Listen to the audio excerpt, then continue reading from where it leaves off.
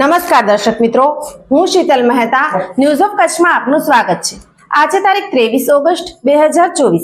જોઈએ આજના સમાચાર। સોફ Kutch power by Opal Electronics, LG Best Shop, Vijaynagar road Bhuj, Rambag road Adipur.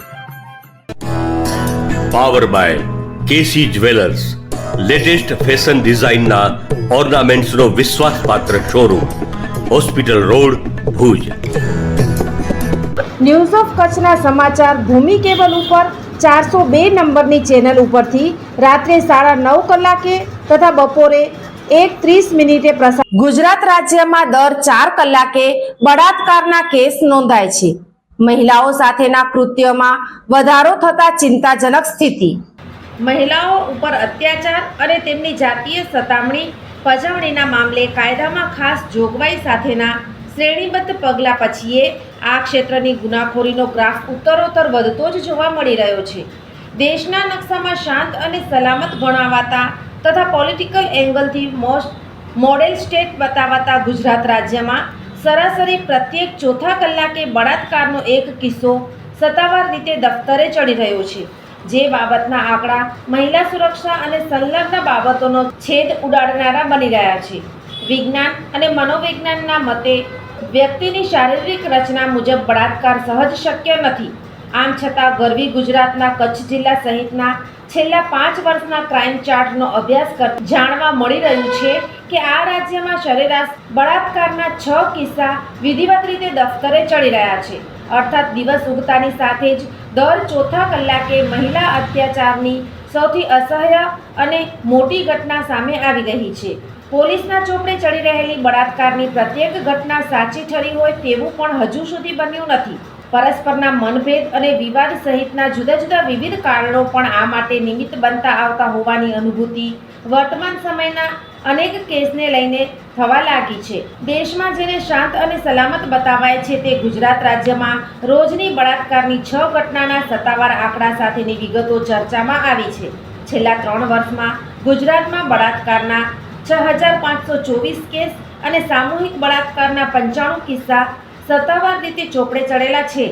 બળાત્કારની સમાંતર મહિલાઓ ઉપરના વિવિધ પ્રકારના અત્યાચારના બનાવોનો આંકડો પણ આંખ પહોળી કરી નાખવા સાથે ચિંતાજનક બની ચૂક્યો છે।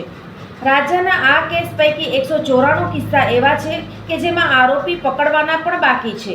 દરમિયાન નેશનલ ક્રાઇમ રેકોર્ડ બ્યુરોના તારણ મુજબ રાજ્યમાં મહિલાઓની છેડતી, મારઝૂડ, હત્યા, ઘરેલુ હિંસા અને બળાત્કારના બનાવો ક્રમશઃ વધી રહ્યા છે।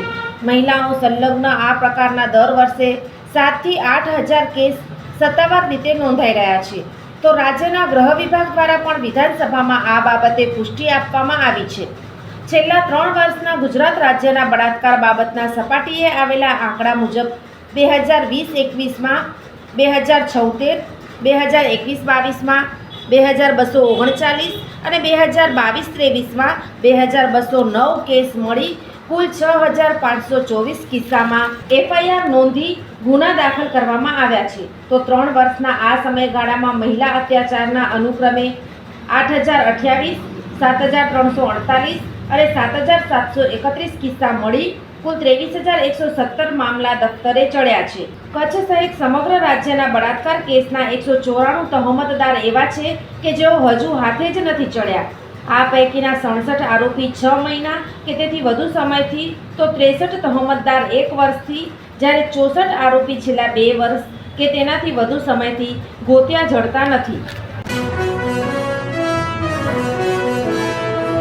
મેલેરિયાનું કારણ જમા થયેલા પાણીમાં પેદા થવાવાળા એનોફિલિસ મચ્છર।